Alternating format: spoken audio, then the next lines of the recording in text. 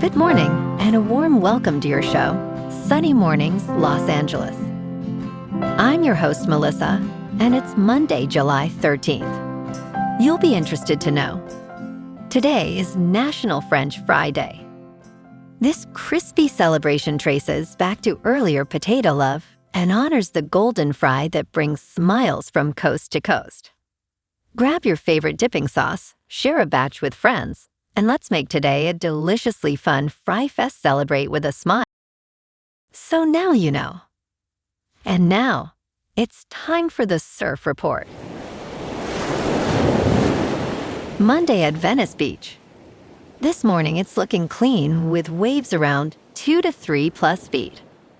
Conditions hold steady through the morning with light onshore, winds at 3 to 4 miles per hour. By noon, expect the waves to shift to fair as winds pick up to 5 miles per hour.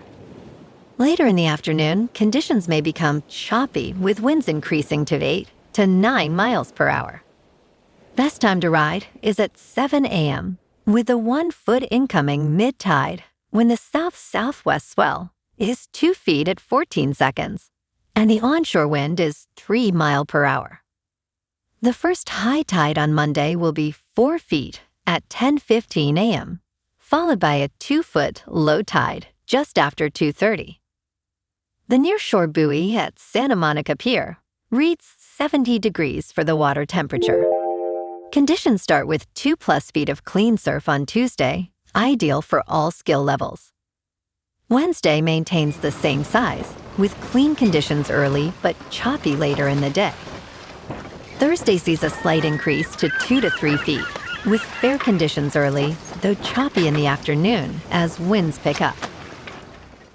This morning, it's cloudy and it feels like 72 degrees, with 5 mile per hour wind.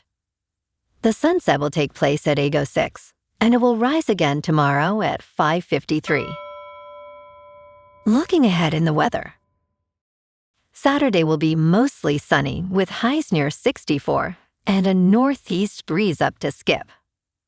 Sunday and Monday warm up with Sunday near 68 and Monday near 72, staying partly to mostly sunny with lows in the upper 40s to mid-50s.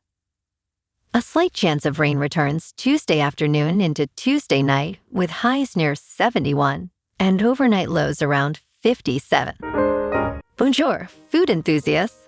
This podcast is brought to you by Versailles Cafe and Pastries in Encinitas. Nestled on El Camino Real South, just north of Encinitas Boulevard, this cafe is a haven for culinary delights. Indulge in their amazing Eggs Benedict or their gluten-free crepes. You can grab a panini for lunch or just breeze on through to get your morning coffee. They are open every day from 8 to 5. So stop on by and don't forget to tell them Sunny Morning sent you.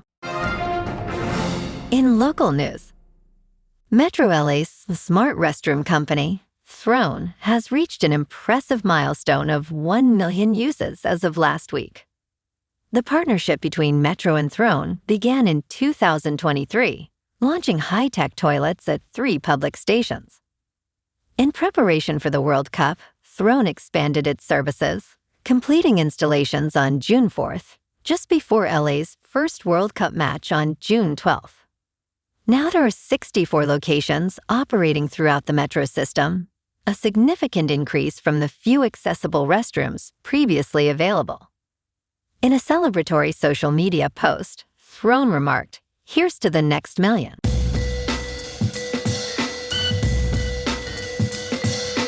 Now on to sports. Robert Whittaker met the media Saturday after his win over Nikita Krylov at Ultimate Fighting Championship 329. Whittaker put away Krylov with a third-round technical knockout to close out the prelims at T-Mobile Arena in Las Vegas. Whittaker was making his Ultimate Fighting Championship debut at light heavyweight after spending his entire tenure with the promotion at middleweight. "Everything that could go right did go right. I can't express to you how good I feel," Whittaker said. Now he feels he is in title contention at 205 pounds after this victory. Wedding opens doors, and I have one, and the doors are open, he added. In local sports, the Dodgers hit a rough patch heading into the All-Star break. LA. Emmett Sheehan took the loss, but Shohei Ohtani stayed hot with a 2-for-4 night and his 22nd home run of the season. Still wasn't enough to stop the skid. The boys in blue are now 1 win in their last 5, sitting at 61-36, after getting dominated 3 straight games by the D-backs. Here's the concern: the defense fell apart. 9 errors in 3 games after leading baseball with the fewest all first half. That's the kind of thing you don't want carrying into October, even with a 10-game division cushion right now. On the injury front, Ohtani's knee got drained after Sunday's loss and will need monitoring over the break. The good news? There's nearly 2 months left to get right. LA.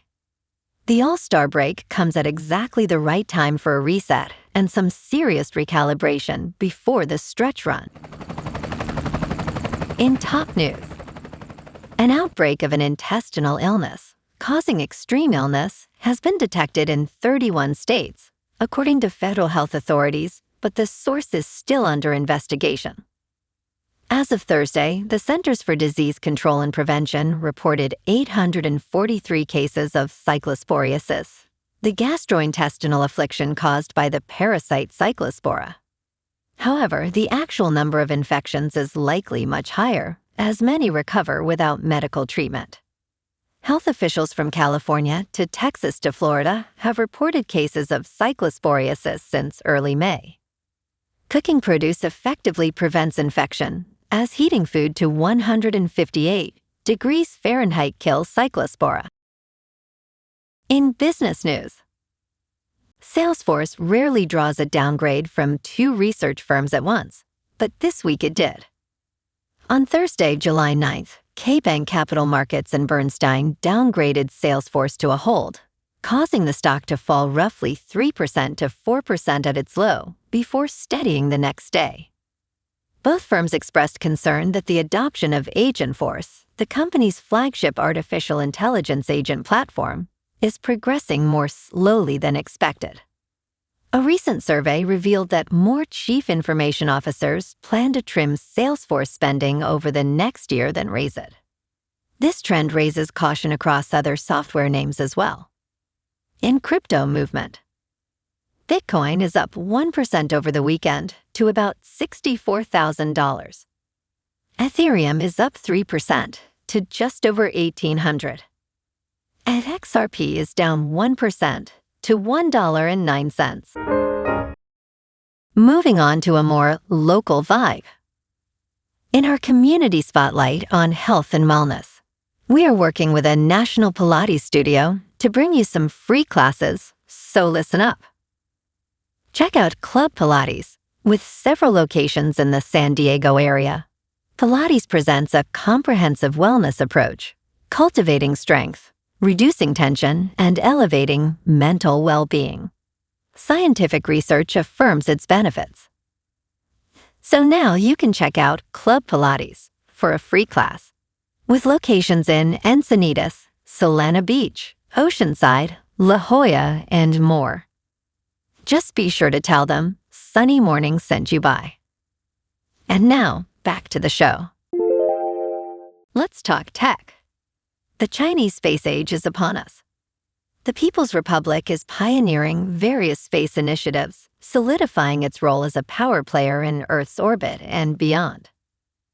A Chinese spacecraft is now within mere miles of one of the Earth's 7 mysterious quasi-moons, the asteroid known as Kamoa-Lua.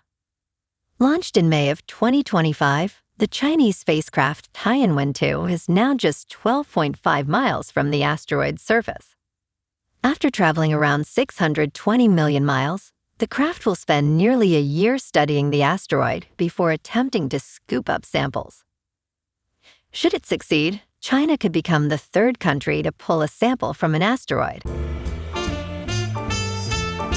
And in entertainment news, Paramount is reportedly considering leaving California As the Golden State and others prepare a lawsuit over its planned $111 billion takeover of Warner Brothers Discovery. On Sunday, Semaphore reported that friends and advisors to Paramount chief David Ellison are urging him to relocate his corporate headquarters out of the state. The news follows reports that California is preparing to file a lawsuit to block the merger, according to the New York Times. Ellison is being pushed to consider relocating, which would move $30 million in planned spending out of California if Attorney General Rob Bonta sues. However, no decision has been made regarding a move. Paramount bought space in New Jersey last year, signing a 10-year lease for over 285,000 square feet of 1888 Studios production campus in Bayonne. This makes Paramount eligible for a tax credit of up to 40% for movies and television shows filmed in the state. Meanwhile, California has reportedly taken the lead on a potential lawsuit to block the merger, with states including New York, Washington, and Connecticut planning to join in. A draft lawsuit claims the merger would hamper competition for major films, among other concerns. Paramount argues the deal will boost competition in Hollywood, saying it is necessary to compete against tech giants like Netflix, Amazon, and Apple. Reuters reported that a lawsuit could be filed as early as this week, while Paramount aims to close the deal in the third quarter of 2026. Paramount expressed confidence in the transaction, stating, "We are confident the facts and the law support this transaction, and we will continue to defend it vigorously." The studio added, "We continue to engage constructively with regulators around the world and are prepared to address any legitimate antitrust issues." Last month, news surfaced that the European Commission is expected to approve the merger ahead of an impending deadline, while competition authorities in China, South Africa, Saudi Arabia, Ukraine, Serbia, and North Macedonia have already cleared it. A Paramount spokesperson emphasized their constructive engagement with all regulatory bodies. Well, alrighty folks, it's time for the quote of the day. And today, our quote comes from the American author and motivational speaker, Zig Ziglar. And he said, "Success is not a destination, it's a journey." And that's a wrap for this morning. You can check out our Instagram, YouTube, and TikTok for some captivating aerial videos with local news and the surf reports. Have an amazing day, my good friends. We'll see you tomorrow with another episode of Sunny Mornings, Los Angeles.